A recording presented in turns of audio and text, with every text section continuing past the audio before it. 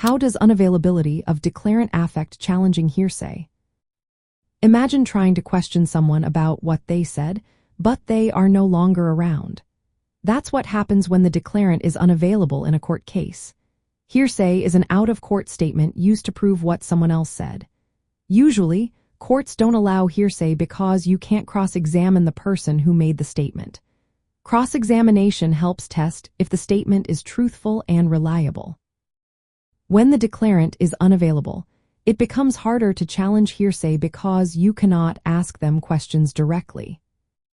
But courts have rules that let certain hearsay statements be admitted even if the declarant is not there. These are called exceptions. For example, if the person who made the statement is dead, too sick to testify, or refuses to testify, their statement might still be allowed.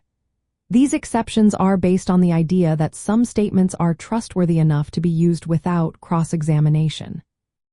When the declarant is unavailable, the opposing side cannot simply ask questions to challenge the statement's accuracy. Instead, they have to look at the circumstances under which the statement was made.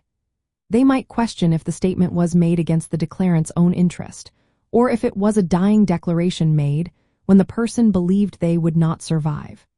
They can also challenge whether the statement was consistent with other evidence or if it was made under pressure. Judges play a key role here. They decide if the declarant is truly unavailable and if the hearsay statement fits into one of the recognized exceptions. This process helps balance fairness and the need to consider relevant evidence. The goal is to make sure that even when the original speaker isn't present, the evidence still has enough reliability to be considered.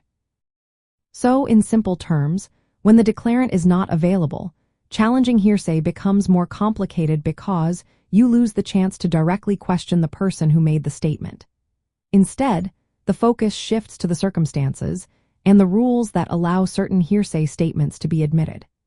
This system helps courts decide if the evidence is trustworthy enough to use, even without the original speaker being there to defend their words.